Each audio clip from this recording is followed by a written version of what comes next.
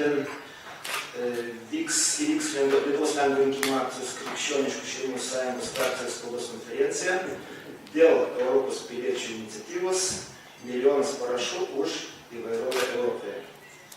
Dalyvauja Europarlamento narys Lietuvos Lenkų rinkimų akcijos Krikščioniškų šeimų sąjungos pirmininkas Podдерживающих ir Europos tautybių federacinės sąjungos prezidentas Loran Vинце. Ir aš Lietuvos Lenkų rinkimų akcijos Krikščioniškų šeimų sąjungos frakcijos narys Еврокомиссии. Žodis suteikiamas Владимирui Тимошевskiui. Labą dieną. Kaip jūs žinote, Lietuvoje iniciatyva jaunimo tautinimo žmonių teisių pavyko sėkmingai. Buvo surinkta virš 21 tūkstančių parašų trumpo laikotarpiu. Ir tai yra 256 procentai Lietuvos kvotos. Kad pavyktų šį iniciatyvą, reikia surinkti visoje Europos Sąjungoje milijoną parašų, ir jų pavyko surinkti. Antra sąlyga yra sudėtingesnė, reikia 7 šalyse surinkti tam tikrą kvotą. Lietuvoje šitą kvotą buvo nustatyta 8250 parašų. Tautinis mažumas Lietuvoje palaikė šitą iniciatyvą ir baigėsi sėkmingai, kaip sakiau. Šiandien mūsų konferencija dalyvauja būtent ponas, kuris koordinavo šitą visą akciją, ir jam suteiksim žodį. Prašau. Loran Vинце. Thank you very much, President Tomaszewski, dear members of the press. Thank you very much for the opportunity of being here in Lithuania, in Vilnius, to hand over the signatures that were collected for the minority SafePack initiative. It is a European project of the European minorities and language groups. My organization, the Federal Union of European Nationalities, was established in 1949, so it is the oldest and main umbrella organization of national minorities from Europe. We have almost 100 members from 35 European countries, and throughout the history we were the representatives of the national minorities and language groups, especially in their lobby work in Europe, in the European institutions. I am Hungarian from Romania, and I am coming from a region, as the Baltic states, that joined the European Union in the last wave.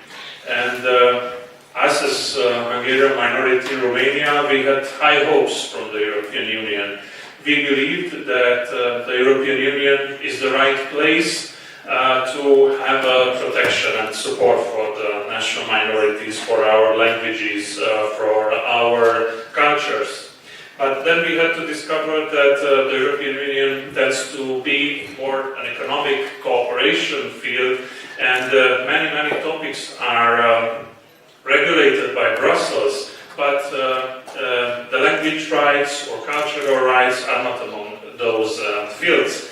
And this is a shame, because Europe says in its motto, united in diversity. But this diversity, in our acknowledgement, should not be only the official languages, the 24 official languages of the EU, but also the many regional languages that belong to autochthonous minorities in Europe, to the historical minorities in Europe that are here on the European Union's territory for generations. And well, we had different attempts to sensibilize the European Union on the rights of European minorities over the last years, but we had to discover that all were rejected, saying that the minority rights is an exclusive competence of the member states. It is like that in the treaties of the European Union as well, which is okay, it can be accepted if all the member states do their job, and they create the right protection framework of the national minorities living on their territory. What I'm talking about, it is the minorities who should be able to say what kind of protection they need, what are the levels of language rights, educational rights, cultural rights that they want, and the state should be able to fulfill, to start a negotiation, to start a dialogue with the minorities, and to answer positively to the demands of the communities. But unfortunately, in many countries, we witness the total refusal of the state to give to the minority groups what they ask for. They are refusing to achieve the goal of the minorities on the minority protection, and for that reason we had to discover, no, the national states are not doing their job. We have to go back to the European Union to ask for support. There is a sort of minority protection framework at the level of the Council of Europe, but this one does not offer strong legal instruments that would force the member states to support the national minorities and the languages. But the European Union, which considers itself as a value community, human rights, rule of law community for its member states, should not refuse to speak about minority rights as part of the human rights. So basically we are not asking more than what the majority has: equal rights, equal chance to use our mother tongue, to have support for our cultures, for our education. We introduced some proposals regarding the regional policy cooperation, audiovisual rights for minorities, and so on. And this is the Minority SafePack initiative, which started in 2013. As a first attempt, the European Commission didn't register our initiative. It said that it's outside of its competencies, but we appealed this decision, and in 2017, last year, the European Court from Luxembourg gave us right and said that the European Commission should find a way to accommodate this proposal. So it was registered on the 3rd April 2017, and we had 1 year to collect 1 million signatures. And as Mr. Tomaszewski said, we succeeded. We collected more than 1,320,000 signatures from Europe, and we passed the threshold of minimum number of signatures in 11 member states of the European Union. In the Baltic states, it was Lithuania and Latvia. More in the eastern and central parts of Europe, from Slovakia, Hungary, Romania, Croatia, Slovenia. In the south, from Italy, from Spain, and also from Denmark, which shows that our initiative is not a regional one. It is supported from different minority communities from all over Europe. It became a movement which asked for the support for national minorities, and we asked the European Union to fulfill its motto, United in Diversity. In this diversity, minority languages, minority cultures should be included. To give you just an example which always surprises people, it is not possible today to have a cultural partnership program in the EU between the Polish community in Lithuania, the Sorbs in Germany, and let's say the Ladins in Italy, because the European Union supports only programs that are targeting the official languages. And this is a problem, in our opinion, and it should be solved with measures. So our initiative now is in the phase of controlling the signatures by the national authorities. They have 3 months to do that, and afterwards we will give these certifications to the European Commission. The European Commission will need to start a debate, to organize a public hearing in the European Parliament, and finally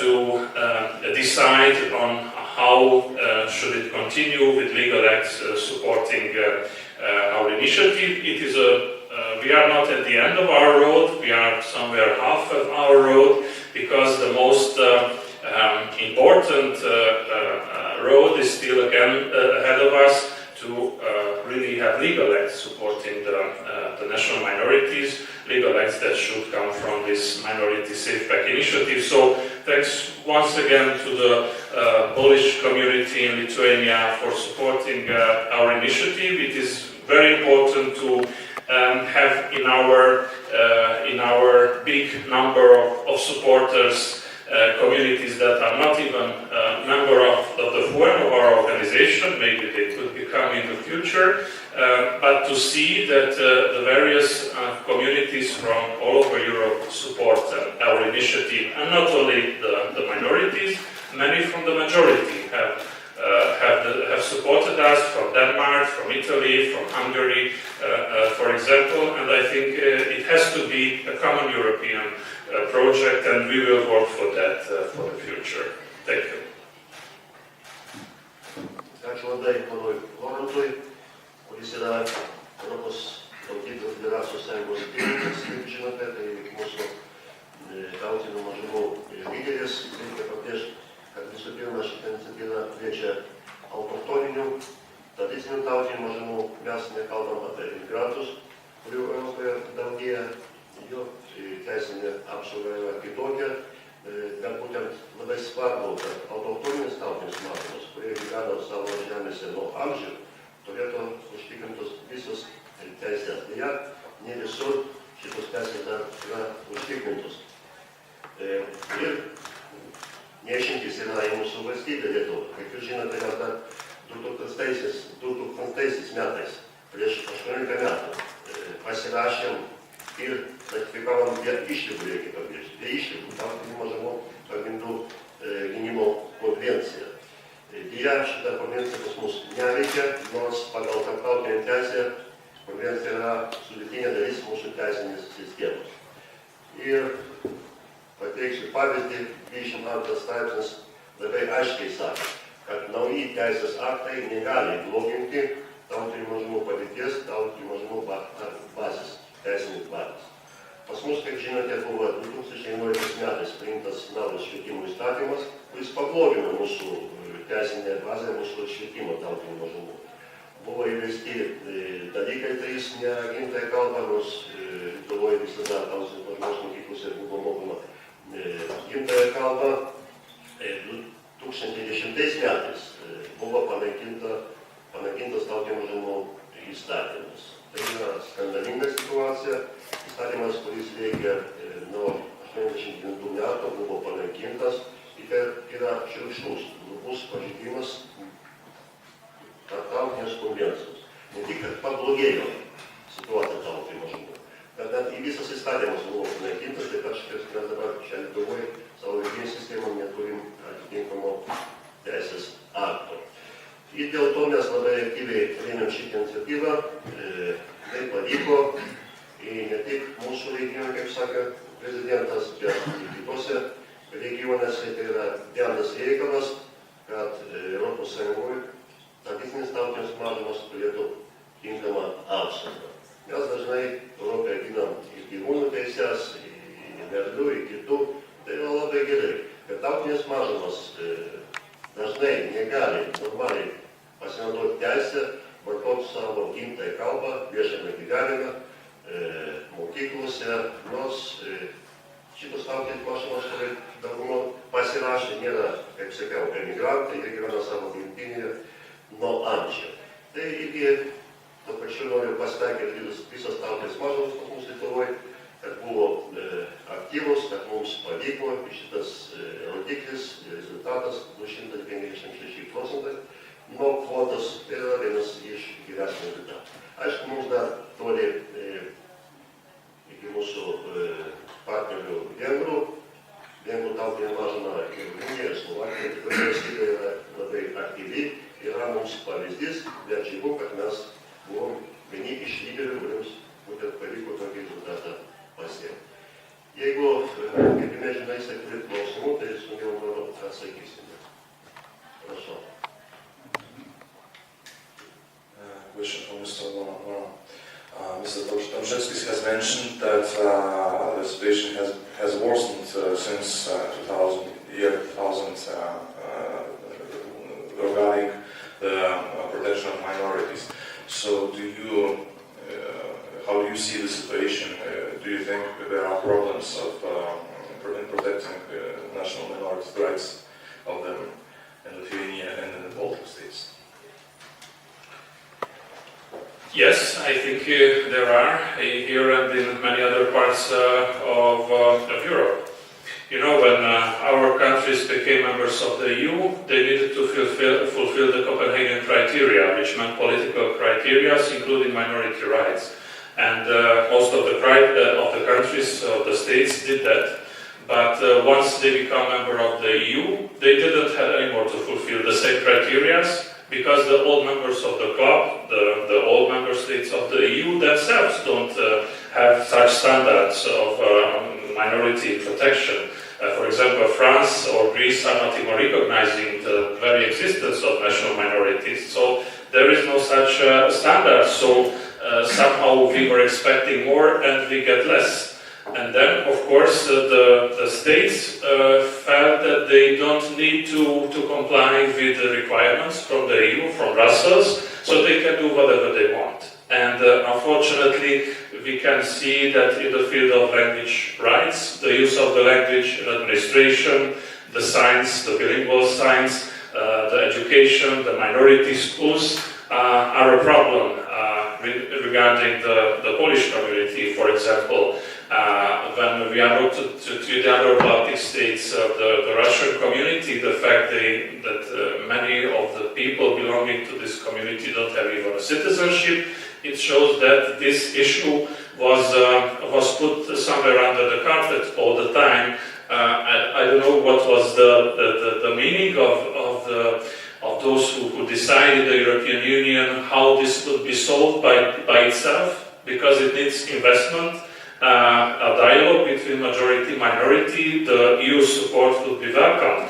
But the very essence of the preservation of our communities is the language. The right to use the language, the right to have education in our mother tongue, and to have our own cultural institutions. Without that, it is not possible to speak about the development of our minority communities, but we can witness assimilation from the nation states, which they believe that if the schools are not ensured, if the cultural rights are not ensured, then more and more people from the minority community start to speak only the state language, and step by step the number of speakers will diminish and the community will be smaller. It is the same problem that we face in Romania. We also have many rights, also written in some laws, but the state is not respecting its own legislation, and that is one main problem in many places, that the state is not respecting its own laws, and it is not accepting to make a step forward. In the European Union, there are many good examples on minority rights. In Italy, in Belgium, in Denmark, in Finland, even in Germany.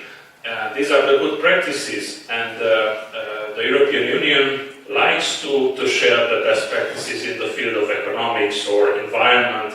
We ask them to have this initiative also in the field of minority protection. Let's share the best practices between the member states and try to create a standard on minority protection.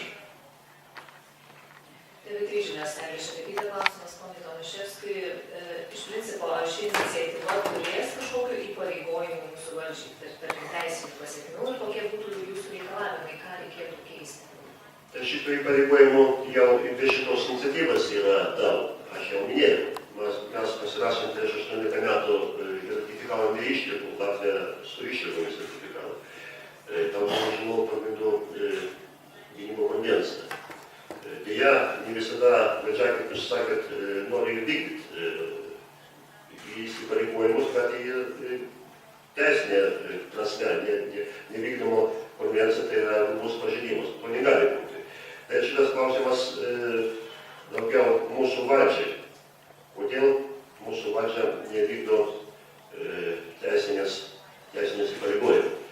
O šitą iniciatyvą, aišku, yra svarbi, kadangi dar visose šalyse yra šitą teisinę apsaugą.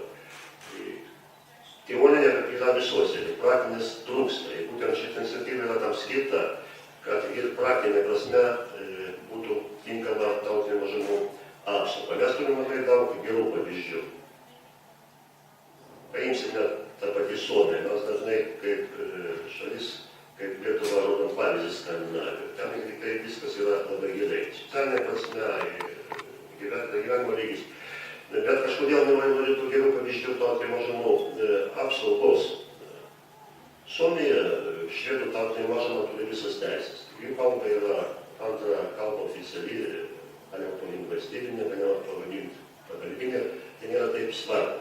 Bet tai yra naudojama visose įstaigose, ypač Olandų salose, bet tai ir Helsinkiuose, ir sostinėje, kur švedų mažuma sudaro vos 4% gyventojų. Pas mus yra tokie rajonai, tautinės mažumos sudaro 90% gyventojų, o, sakysime, lietuvių dauguma tik 10%. Net tuose savivaldybėse negalima oficialiai naudoti tautinių mažumų kalbos. Tai yra nonsensas, tai yra nesutipratimas, bet yra skandalinga. Ir tie žmonės gyvena savo žemėse, jie ne emigrantai, jie čia gyvena nuo amžių. Ir būtent tokios iniciatyvos skirtos, kad šitos klausimus kelt, rodyti gerus pavyzdžius, ir ten, kur nėra šitų pavyzdžių, įtakoti per politinę sistemą, per visuomeninę veiklą, per politinę visuomenę, pilietinę, kad šitie sprendimai būtų priimti. Mes Europos Sąjunga esame labai geras pavyzdys visoms šalims, kaip reikia ginti žmonių teisės, žmogaus teisės. Jie dažnai to patys nedaro. Kitas klausimas, sakysim, pavardžių rašymas. Originalią formą. Tai net nėra tautinių mažumų srities šitas klausimas, tai yra žmogaus teisų klausimas. Mūsų Lietuvoje negalim to daryti ir vardas pavardė suteikta mūsų tėvų nėra mūsų nuosavybė. Kažkodėl yra nuosavybė mūsų valstybės. Tai yra senas komunistinis mąstymas, beje, mūsų šalį iki šiol valdo komunistai. Jie gerai suprato pagrindinį šūkį dar iš romėnų laikų, divida et impera, skaldyk ir valdyk, į būtent tą darbą. Supriešina lietuvių tautybės žmonės su mažumom, su lenkų, su rusų, su baltarusių ir valdo. Aš manau, kad tai yra nepriimtina mums ir mes būtent ir tokias spaudos konferencijas rodom šitus labai neigiamus faktus. O aišku, per vieną dieną visų klausimų neišspręsi, bet mes šiandien irgi neturim išradinėti raštų. Yra konvencijos tarptautinės, yra kartija kalbų, yra sunaudojama plačiai, duosiu dar kitą pavyzdį, tai Austrų mažuma, Italija, Šiaurės Italija arba Pietų Austrija, Tyrolė. Italija iki 79 metų turėjo šitų teisų. Dabar turi šitus teises visus, 40 metų, visi patenkinti, nėra įtampos, niekas nenaudoja šito šūkio divida et impera, žmonės gyvena ramiai, būtent ant viso Europos Sąjungoje turim tokius pavyzdžius įgyvendinti. Ponas Namečauskas, galbūt galite įvardinti bent keletą savivaldybių, kuriuose yra, kaip jūs minėjote, draudžiama tautinių mažumų kalba bendrauti tarpusavyje arba komunikuoti. Ar jūs norėtumėt, jūsų idėja būtų kokia, kad tas vyktų susirašinėjimas valstybinės institucijose, būtent lietuvių kalba valstybinė. Galbūt galite plačiau pakalbėti. Irgi šitam klausime yra tam tikras nusipratimas. Jūs sakėt, kad mūsų idėja arba mūsų iniciatyva. Tai nėra mūsų idėja, mūsų iniciatyva. Tai yra teisinė bazė mūsų šalies, teisinė bazė. Mes atlikome konvenciją, ten yra numatyta, viename straipsnėje, kad vietovėse, kur gausiai tradiciškai gyvena tautinės mažumos, jų kalba naudojama viešame gyvenime. Ne tik tam užrašuose, pavadinimuose viešame gyvenime. Tai normaliai kreiptis, gal kad sakė atsakymą savo kalbą, parašyti savo kalbą, gauti atsakymą savo kalbą. Ir daug kur šitoms reikmėms net vyriausybė skiria pinigus. To pačius pavadinimus. Lietuvių, sakysim, į Lenkiją yra pavyzdys, Ponskų seniūnija.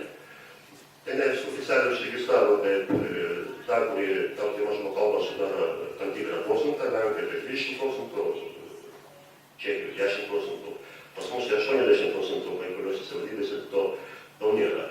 Ir ten yra užrašai normaliai kalba tą naudojama, o vidaus reikalų ministerija skiria tam pinigų, savivaldybė turi pati daryti, o vyriausybė daro. Tai faktiškai šitie pavyzdžiai yra visur, pas mus to nėra. Mūsų, sakysim, tai tokia principinė pozicija turi prie to, kad gerai, kad nors baudų nėra. Bet prieš 3 metus už lenkų kalbos vartojimą buvo skiriamos baudos, didelis baudos. Kaip gavom Daškevičius 50 000 litų, tai keliolika tūkstančių eurų už tai, kad buvo ant savo namų pakabinti užrašai į gimtąją kalbą. Tai jau kitas pažeidimas, tai žmogaus teisės pažeidimas privačios nuosavybės. Aš savo namuose galiu rašyti, ką noriu. Bet pas mus kai kurie valdininkai to nesupranta, arba nenori suprast, arba yra tas momentas, apie kurį kalbėjau. Mūsų šalį valdo iki šiol komunistai, kurie nori supriešinti visuomenę į toliau valdyti. Klausimą Seimo narį Zbigniui Jedinskiui. Dėl internetu plačiai paplyti jūsų paviešintis video apie KGB agentus. Tai galėtumėte plačiau pakomentuoti šį klausimą? Noriu priminti, kad kažkur tai prieš pusmetį pristačiau Seime tai vadinamą iliustracijos įstatymo projektą, kuriame buvo numatyta išslaptinti visus slapta bendradarbiavusius su Tarybų Sąjungos slaptosiomis tarnybomis. Deja, projektas buvo atmestas, net su nebuvo galimybė tobulinti.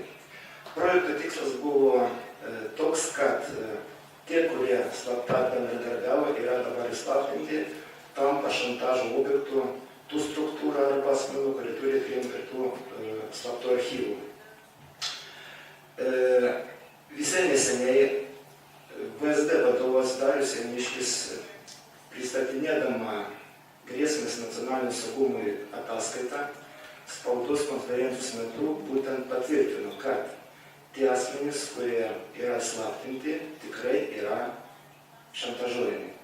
Ir į žurnalistės klausimą, ką reikia daryti, jis tiesiog atsakė, nepakankama iliustracija. Dar prieš šitą pusmetį vyko irgi daug labai įdomių dalykų. Kaip turbūt visiems yra žinoma, buvo paviešintos pavardės labai žinomų asmenų, tai kunigų ir aktorių. Tas įvykis sukelia labai didžiulį ažiotažą visuomenėje ir žiniasklaidoje. Visai neseniai dar įvyko vienas įvykis, kai Respublikoje pasirodė tai vadinami Tomkaus sąrašai, kur buvo pažymėtos galimai slapta bendradarbiavusių su KGB labai visiems žinomos pavardės.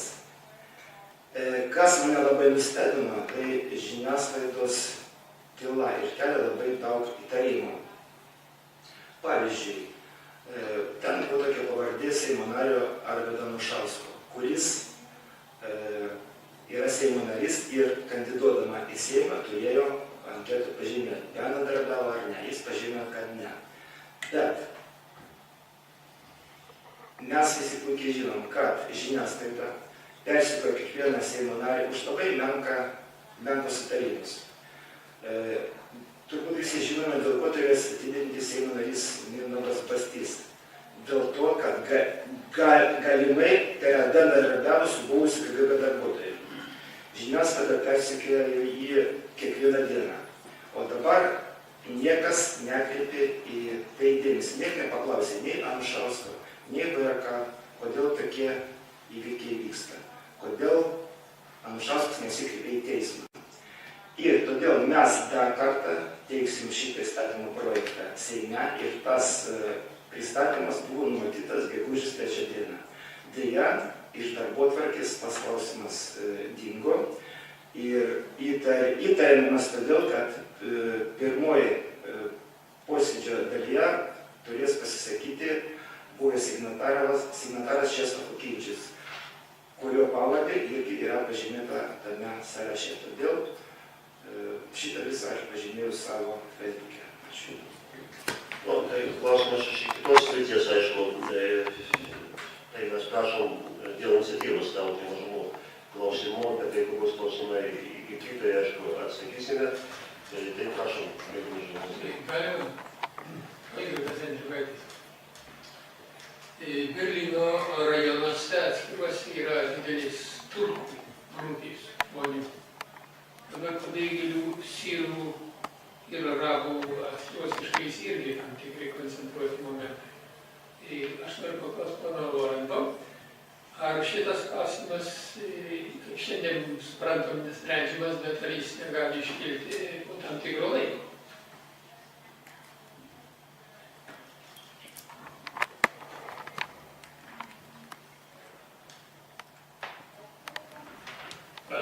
As Mr. Tomaszewski said, and also me before, this initiative is for the autochthonous minorities, for the communities that lived for generations in a country or a region, and only the borders shifted above their head. The communities that you mentioned, the Syrians or the Turkish people, they were not there for generations in Berlin and in other European states, but they decided to leave their home for a better life. So it was a choice to leave from their country and move into Europe. But our minority communities were there for generations, and they are entitled to the same rights as the majority population. So we don't say that the immigrant groups or new minorities, as they are called now, are not entitled to any rights. It can be, but not in the framework of our initiative, or not in the framework of the Language Charter or the Framework Convention of the Council of Europe. They might develop new legal tools enabling their language use or cultural rights or so on in the future, but not in relation with the national minorities and the historical language groups. Pone Tomaszewski, galite gal patikslinti, kuriuose Lietuvos savivaldybėse, gal galite dar patikslinti, kuriuose Lietuvos savivaldybėse daugiau kaip 90% gyventojų yra lenkų tautybės? Aš sakiau, kad ne lenkų tautinių mažumų 90%. Lenkų yra Šalčininkų rajone 80%. Aš sakiau tautinių mažumų.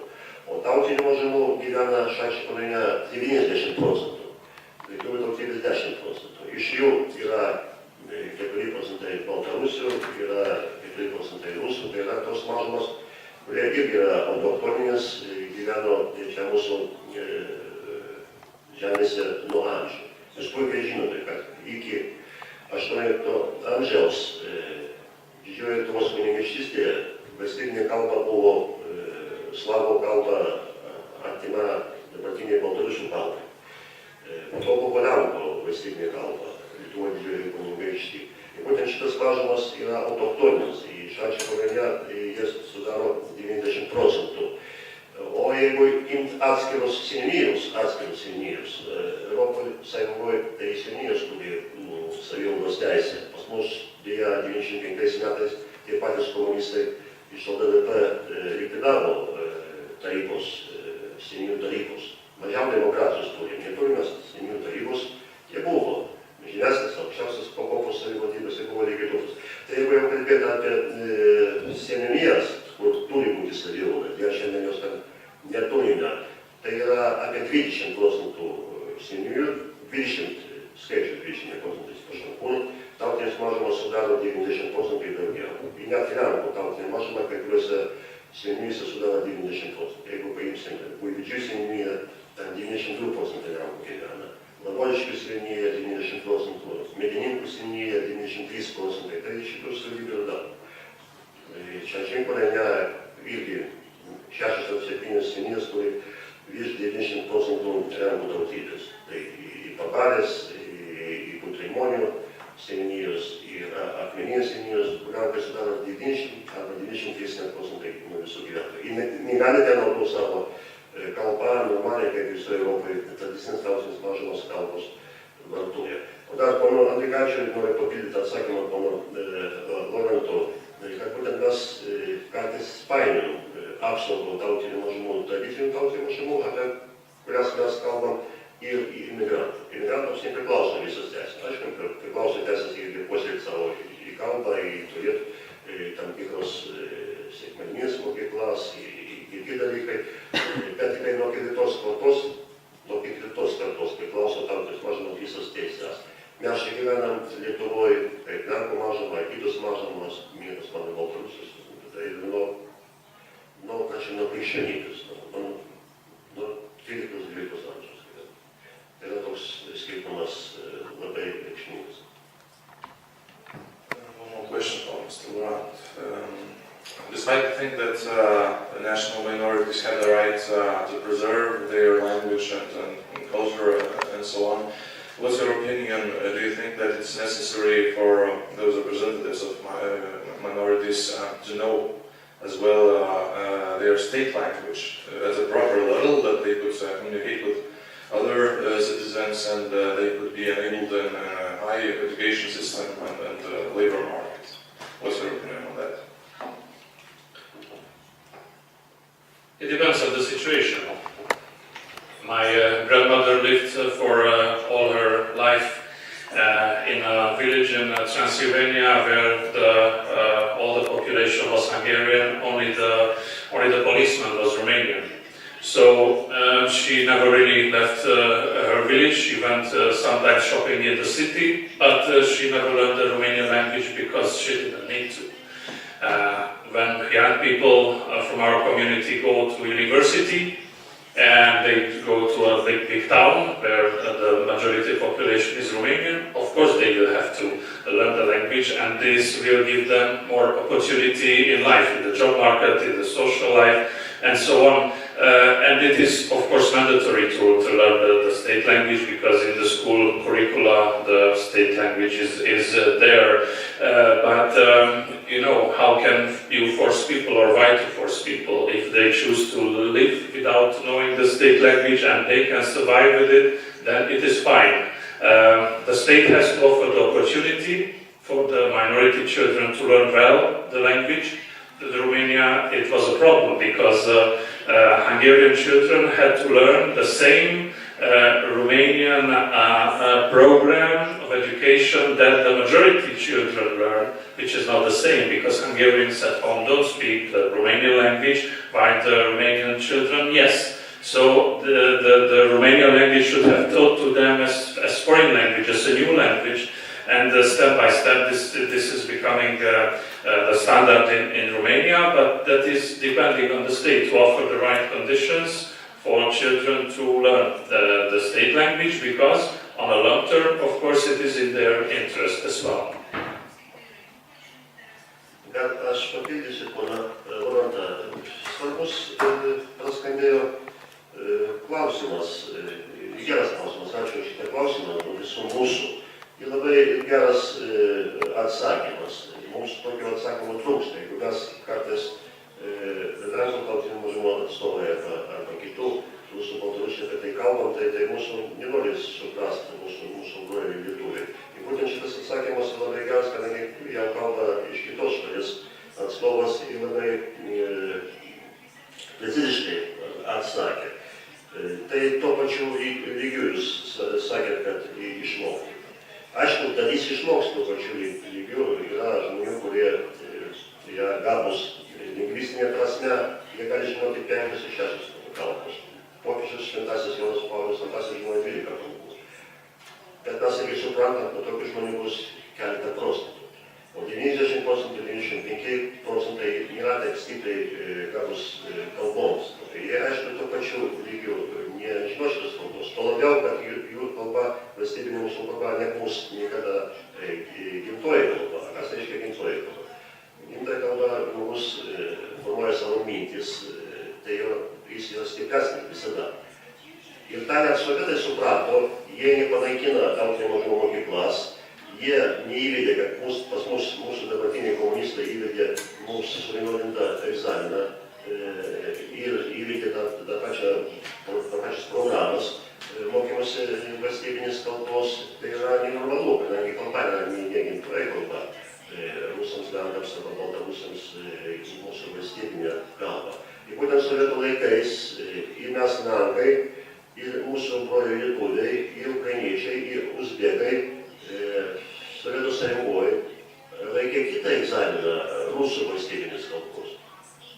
Kitas buvo irgi forma mokymusi tos kalbos. Jie suprato, mes kažkodėl nesuprato. Norim visus mokyti vienos kalbos, kad jie žinotų 100%. Nežinos, net lietuviai patys. Jie žino dažnai gerai savo kalbos, kadangi vienas vaikas yra gabus kalboms, kitas tikslinis mokslams, tai yra suprantama natūralu. Pas mus niekas to negali suprasti. Apie darbo rinką. Aš manau, jūs esate neteisus, kadangi mūsų jaunimas moka valstybinę kalbą geriau, blogiau, tai klausimas retorinis.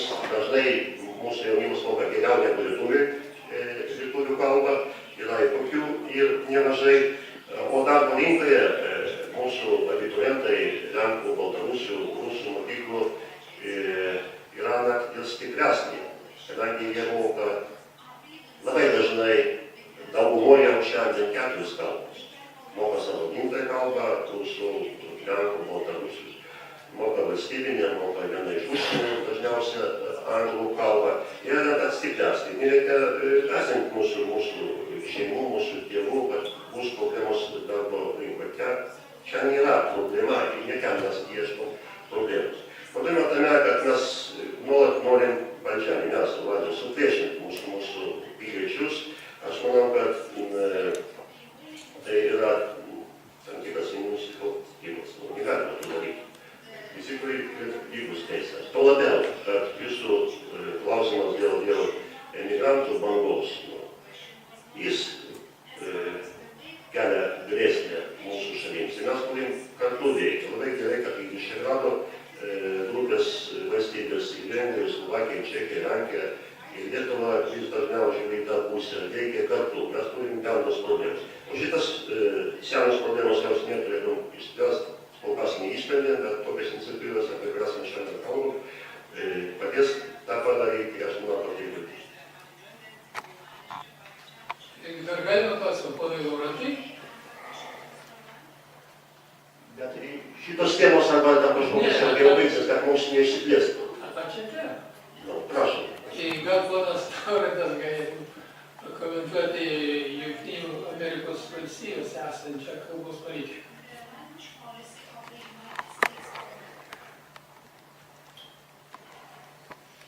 In the United States of America, as far as I know, everybody is immigrant, and basically the native speakers were almost eliminated, and they would have been the Indians, the native indigenous people are the only one who were born in America. The others represent different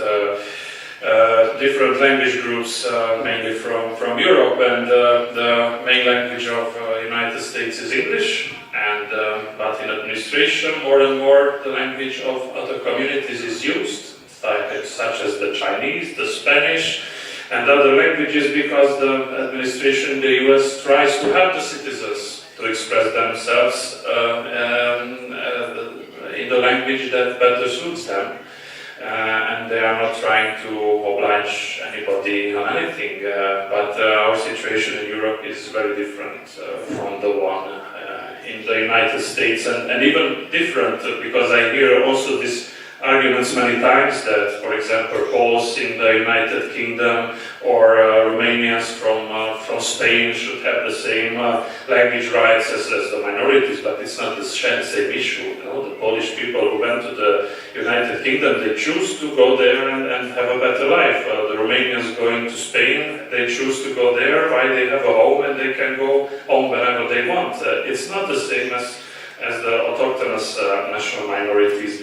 And just as an addition to the previous question, I always try to turn this topic as well. Why not offer the chance to the majority people to learn the minority language. So in municipalities where you have 70-90% of the population belonging to a national minority, why not offer to the 30 or 10% population to learn that language? It would access them to a culture, to a different,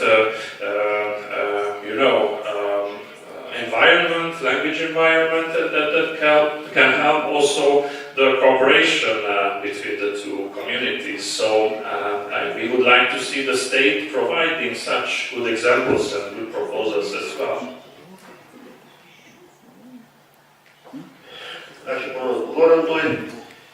Jeigu iš mūsų iniciatyvos dar jam yra klausimų, tai dar kartą padėkosime nuo visų mūsų tautinių žmonių, visų mūsų piliečių Lietuvos, pono Lorano Vince, už šitą iniciatyvą, už tokius išsamius atsakymus, kadangi mes turime veikti kartu.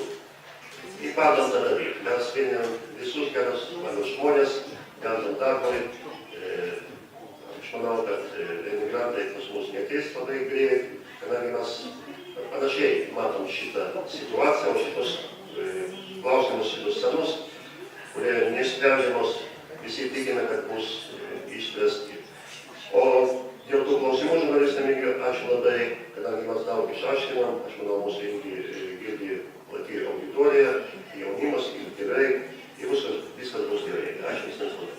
Thank you very much.